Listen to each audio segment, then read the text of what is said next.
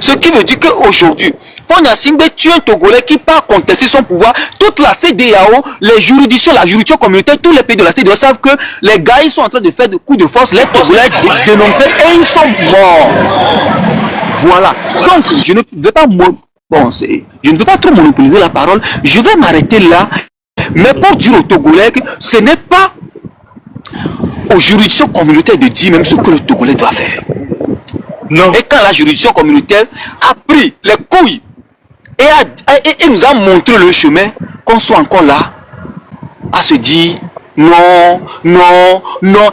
Une juridiction communautaire rend une décision qui va dans la faveur du peuple, et tu vois encore les élites togolaises se bagarrer à propos.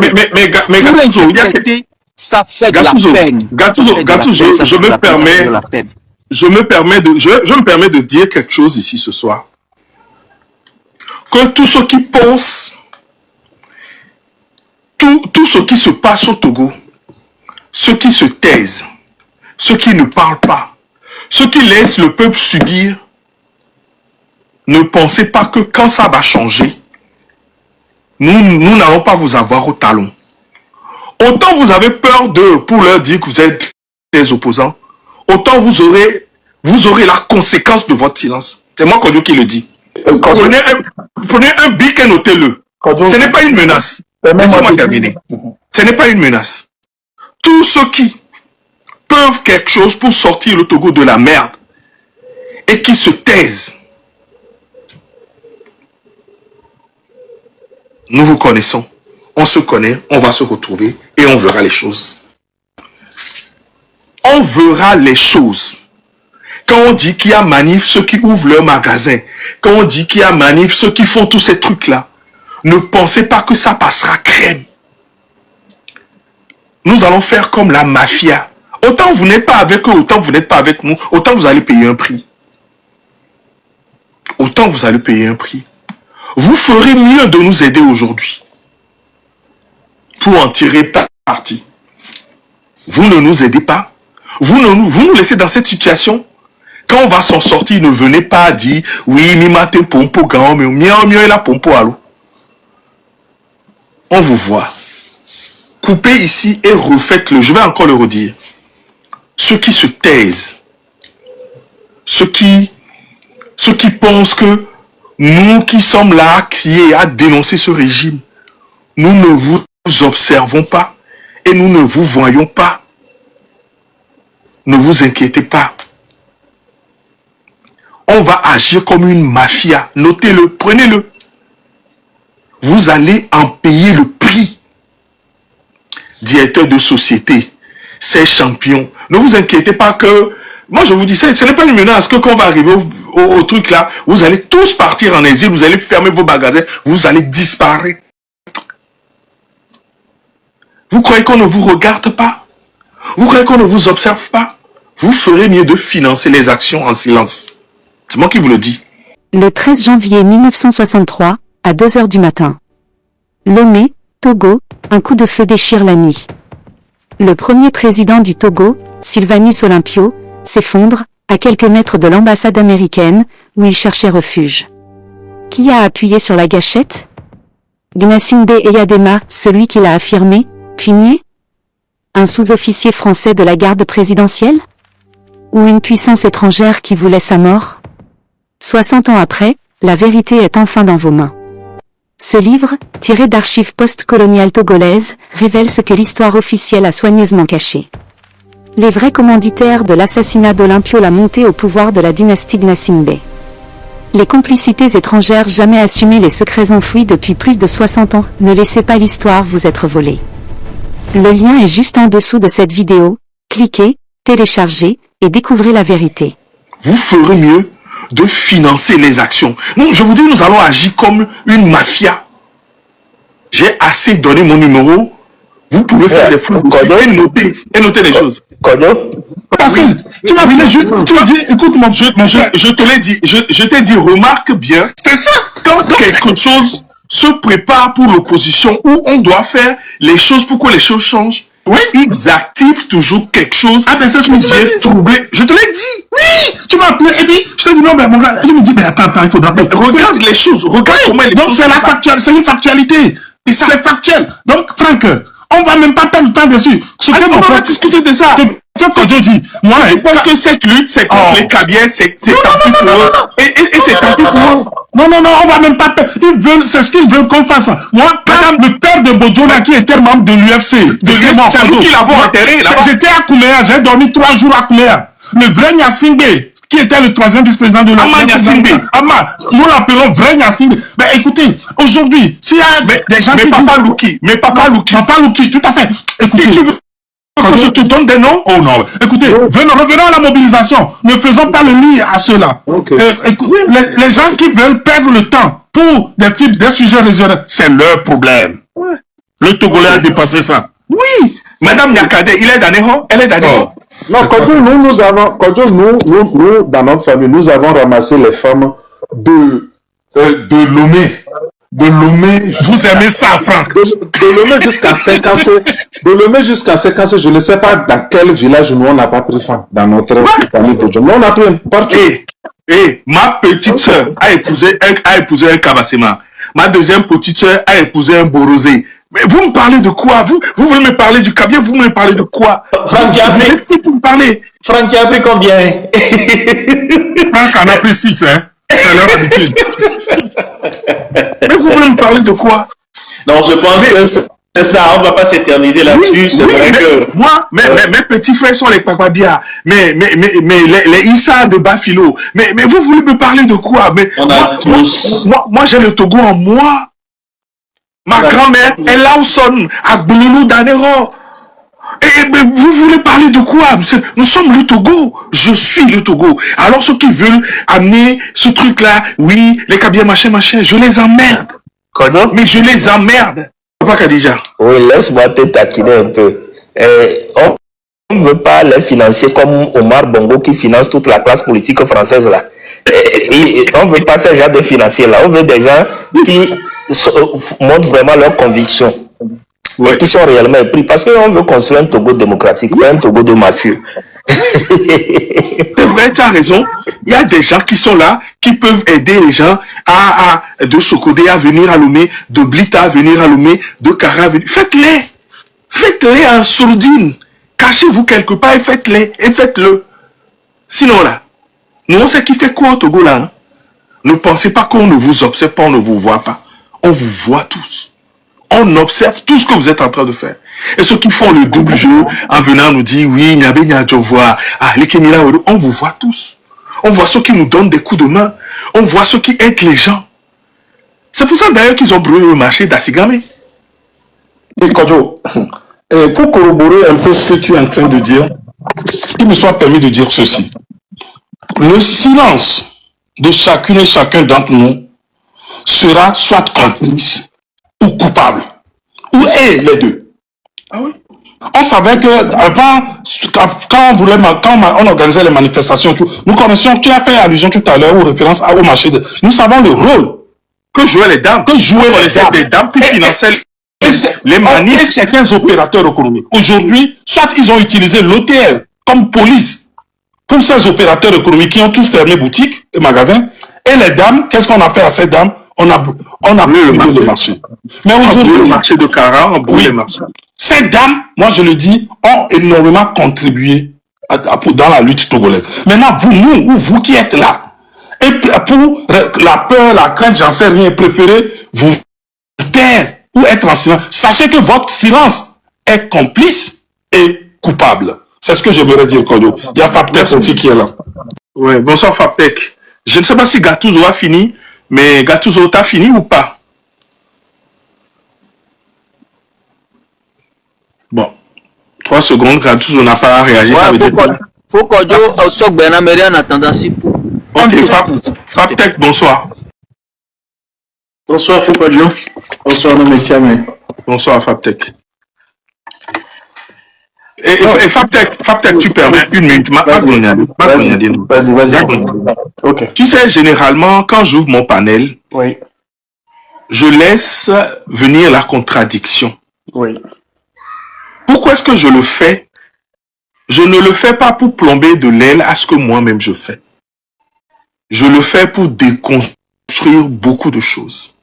Et la dernière fois, si les gens sont honnêtes, ils verront que quand ça a commencé déjà, même avec Omarisson, avant même qu'il ne prenne la parole, je lui ai dit que je dois le voir, qu'il y a certaines choses qui doivent cesser. Et quand il a parlé, et quand j'ai reçu les textes, vous avez vu comment j'ai traité la chose. Mais malheureusement, les coupures sont faites d'une manière que, quand tu n'écoutes pas les choses du début à la fin, c'est à charge. Et donc, j'ai demandé à ceux qui ont fait des coupures de mon live de faire la partie où je leur ai donné la réponse ou ce que je pense. Parce que quand c'est fait comme ça écrase du sucre sur mon dos et ça laisse quelque chose de mauvais. Et donc, je vais te laisser la parole. Je voulais faire cette mise au point pour dire que moi, quand j'accepte la contradiction, ce n'est pas pour l'adouber, c'est pour la déconstruire et dire moi ce que je pense. Fabtech, c'est à toi. Ok, Fofo, le message est passé, c'est bien reçu. Je pense que, comme tu l'as dit, hein, la contradiction elle doit être de mise parce que nous-mêmes, quand on se dit démocrate, on doit pouvoir accepter qu'il y ait des idées contradictoires. Maintenant, du point de vue stratégique, par rapport à quelqu'un qui ouvre son panel, c'est vrai, tu as ta ligne, tu as ta façon de fonctionner. Oui, ça peut être vu autrement. Ça peut être lu également autrement par X ou Y qui partagent le panel avec toi et qui n'ont pas forcément cette façon de voir les choses. Qu'à cela ne tienne, je comprends du point de vue coupure qui pourra laisser transparaître autre chose que cette réalité qui est dans cette façon de fonctionner. Je comprends que ça puisse t'égratigner, ça puisse provoquer la réaction qu'il y a chez toi. Donc, ce quiproquo, je l'appelle comme cela, parce qu'on peut le prendre ici, et comme tu le dis, ça peut se corriger, cela s'entend, cela se comprend. Donc, pour te dire que nous autres, nous avons cette ouverture d'esprit de comprendre de part et d'autre les postures, les positions, ce qui nous permet de pouvoir avancer ensemble. Sois rassuré, moi j'ai pas d'a priori par rapport aux positions. Même quand je lis une posture, je prends toujours le temps de faire la part des choses et voir comment est-ce que cette lecture-là nous permet d'avancer. Voilà, c'est ce que je voudrais dire par rapport à la mise au point. Même si, oui, c'est venu à mon endroit, peut-être que c'est un message qui est aussi large, qui n'est pas forcément, qui ne s'arrête pas forcément à mon niveau. Voilà comme ça, voilà comment je pense répondre à cette mise au point. Donc, si tu le permets, je pourrais continuer. Vas-y, tu as le micro. D'accord. Alors, ce que je voulais dire, c'est que j'ai du bon au cœur. Entre-temps, j'ai pensé que le peuple togolais était mort. Parce qu'il est arrivé un moment où plus rien ne pouvait émouvoir le peuple togolais. Plus rien ne l'émouvait. Tout ce qui se passe, il n'y a que que nous émettons. Et puis après, la réaction qui vient après, c'est qu'on essaie de s'adapter. On essaie de faire aller. On essaie de faire avec. Et c'est ça, avec tout ce qui a constitué brimade, tout ce qui a constitué violation flagrante des droits humains, tout ce qui a constitué restriction de l'espace civique, tout ce qui a constitué fermeture un peu de la parole. Il n'y a pas pu, on n'a pas pu avoir cette réaction-là qu'il fallait. Le sacre, c'est cette constitution qui a été, excuse-moi le mot, qui a été enculée, mais qui n'a pas généré ou bien engendré l'effet que ça devait avoir immédiatement. Certes, ça a choqué, mais la réaction qui devait suivre le choc n'est pas arrivée. Donc, à un moment donné, je me suis inquiété. J'ai pensé que ce peuple était mort. j'ai pensé toute la partie, comment on appelle, juridique de la chose, les gens qui sont censés apporter la lumière, qui ont adoubé cet état ou bien cette façon de fonctionner, les gens qui devraient montrer la voie, qui nous ont fait croire qu'il fallait fermer toutes les facultés, bien les facultés de droit au Togo, parce que si c'est des gens qui sont censés modéliser les esprits, les éclairer et les mettre à disposition pour une société plus juste, une société plus équitable et qui est censée produire ce qu'il faut pour notre pays, on se pose des questions. Et Gattuso a fait la lecture tout à l'heure dans son développement. Cet arrêt que la Cour de justice de la CEDEAO donne, comme il a dit, ce n'est pas que la Cour comment l'appelle-t-on, la Cour constitutionnelle du Togo qui est indexée, mais c'est toute la chaîne juridique, toute la famille de juristes, toute l'élite juridique, voilà, que nous avons au Togo qui est interpellée. Et là, on se pose la question une fois encore, est-ce que vraiment les facultés, ou bien la faculté de droit doit continuer par exister? Si c'est ce qu'on doit produire, ou bien c'est ce qu'on doit former comme étudiants, doivent être à l'image de ces professeurs d'université qu'on nous a présentés comme étant des brillants, étant brillantissimes, et ayant, comment appelle-t-on, des agrégations qui pourront faire la fierté de ce pays. Si c'est ça, donc on a des problèmes. Mais aujourd'hui, je me réjouis parce que quand j'entends la volonté, le désir des gens qui veulent quitter même Sokoré, qui veulent quitter Kara, qui veulent quitter Atakpamé pour venir à ce meeting de Vaughan. Juste un meeting de Vaughan. Le dimanche, le dimanche soir. Si les gens manifestent cette envie-là de venir à ce rassemblement, comprenons que quelque chose se passe dans le cœur, quelque chose se passe dans l'âme de ce peuple. Il y a quelque chose qui renaît, il y a la vie qui revient au niveau de ce peuple. Et pour ça, j'en suis fier.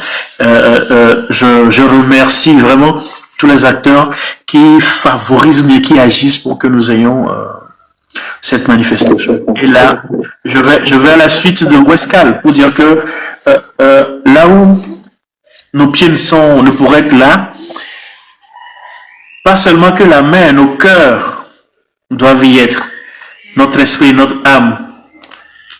Tout ça doit pouvoir accompagner ce qui se passe le dimanche prochain. Et donc pour ça, c'est l'occasion de dire à toutes les contradictions de se taire par rapport à l'opportunité de faire un meeting aujourd'hui ou pas, à l'opportunité de rassembler les Togolais quelque part ou pas, à l'opportunité de faire parcourir des routes dans le Togo, quoique les États soient aussi dégradés que ce soit, de taire toutes ces divergences-là et de converger nos énergies, d'envoyer nos énergies positives vers Vaughan ce dimanche prochain. Donc voilà pourquoi, et voilà pourquoi je demande aux Togolais, tous ceux qui sont de la diaspora, ceux qui ont des habits, ceux qui ont des chaussures, ceux qui ont quelque chose à faire, comme l'eau, à pouvoir envoyez-les. Parce qu'il y a des gens qui ont souffert également, qui sont devenus sinistrés à cause des grandes pluies de la fois dernière dans la préfecture de Vaud. Ça peut servir également à les aider. Mais tous ceux qui peuvent aider quelqu'un, merci déjà à Kodjo pour le travail qui est fait, pour mettre à disposition un bus à ceux qui viennent de laver.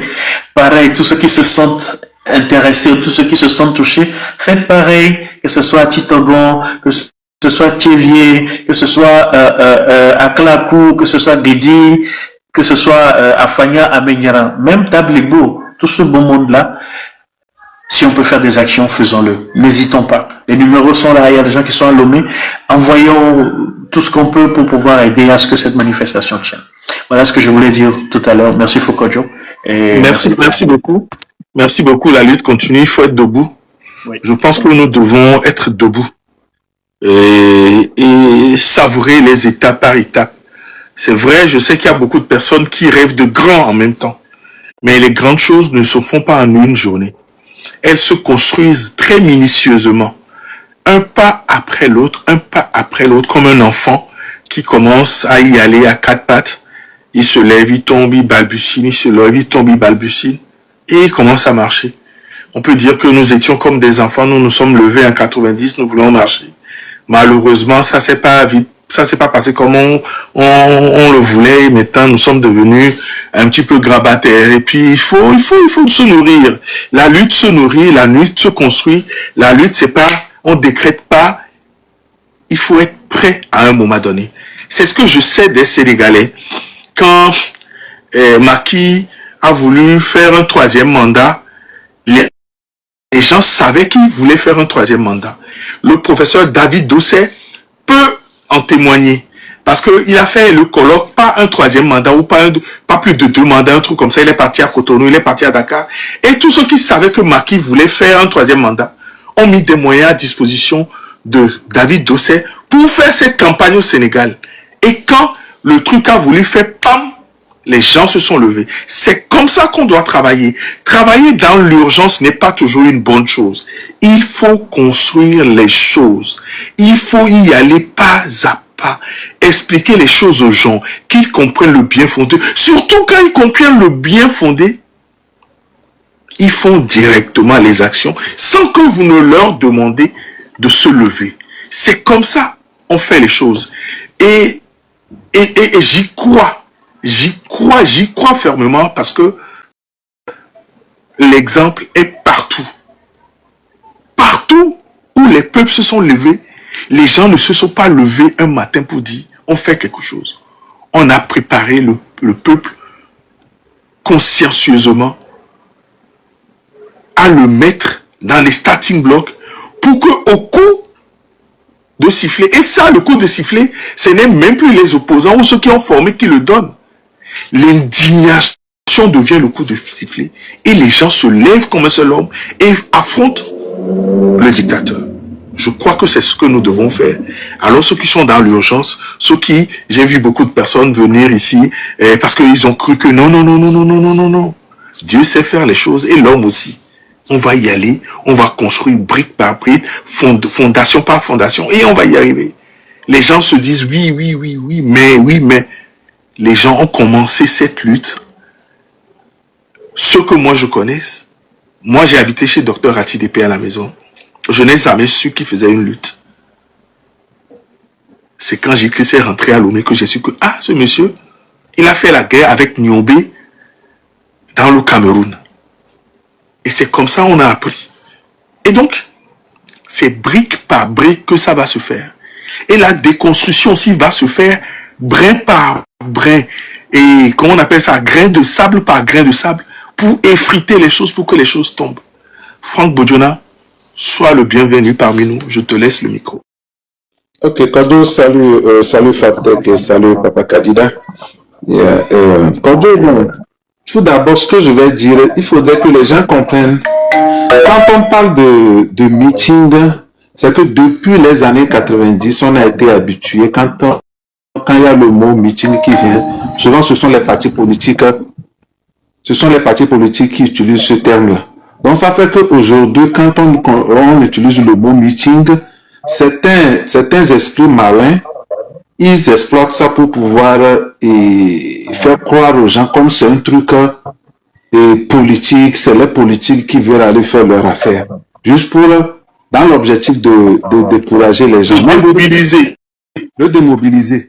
Moi, je veux juste rappeler aux gens, même quand tu es dans un syndicat, ce qu'on a l'habitude d'organiser, on appelle ça les AG, tout cela. C'est des meetings. Meeting, c'est un mot anglais qui veut dire réunion.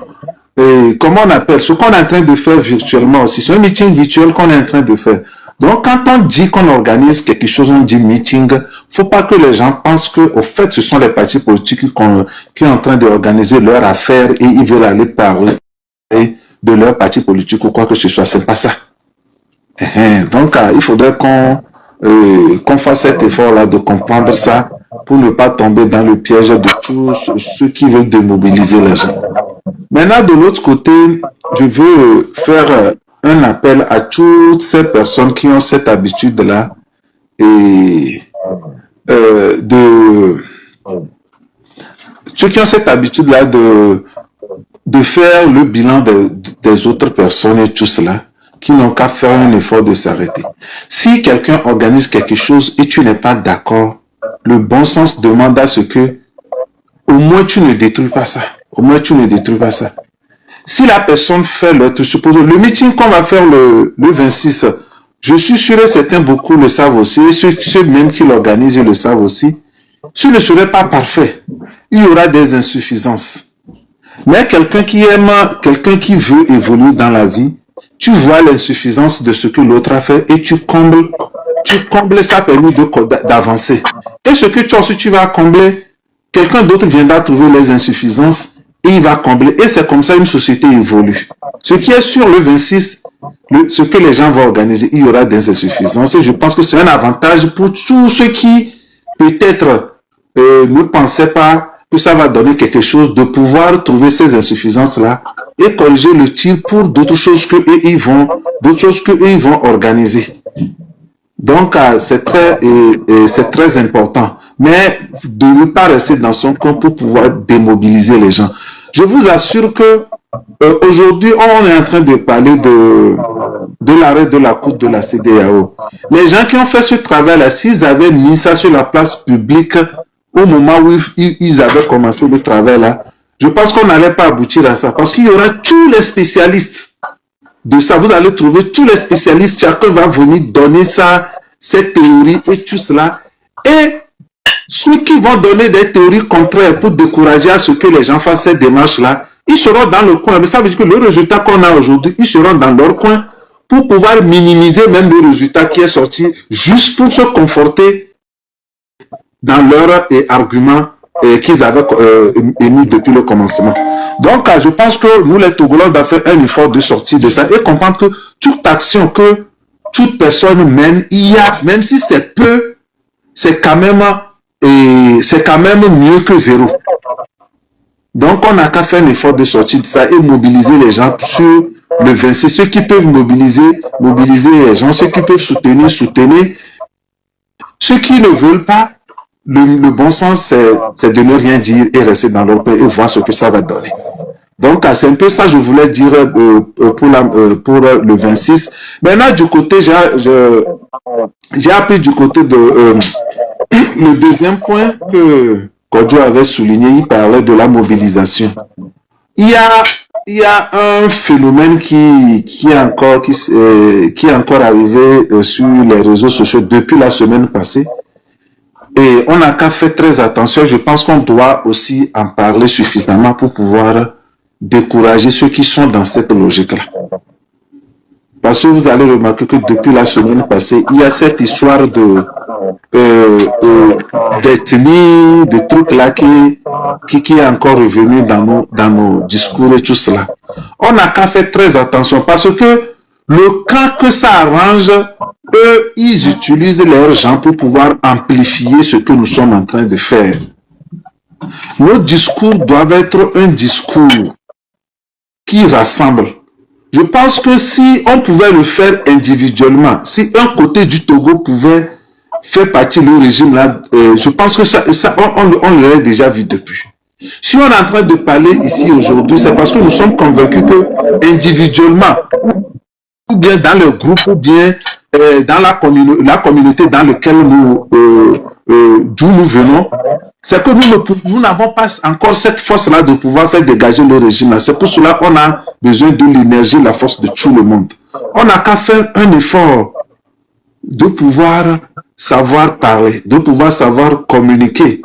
Parce que le truc qui est en train de passer depuis la semaine passée, moi, hier, j'ai juste fait un truc de rentrer dans un live pour essayer de parler. La manière, bon, il y avait certaines personnes avec qui on a l'habitude de rester sur les plateformes discuter. Quand j'ai vu leurs réactions, je me suis en même temps dit que quelqu'un qui n'a pas encore compris cette histoire-là, comment la personne-là va se retrouver. Ça veut dire qu'aujourd'hui, on a l'habitude de dire que quand vous êtes dans un quartier et les miliciens viennent pour vous agresser dans vos quartiers, ils rentrent par... Je suis dans mon quartier et les miliciens viennent cogner ma porte, ils rentrent dans ma maison. Dans ma maison, je dois compter sur mes voisins parce que je me dis que nous sommes là pour se protéger. Mais en voyant la réaction des gens,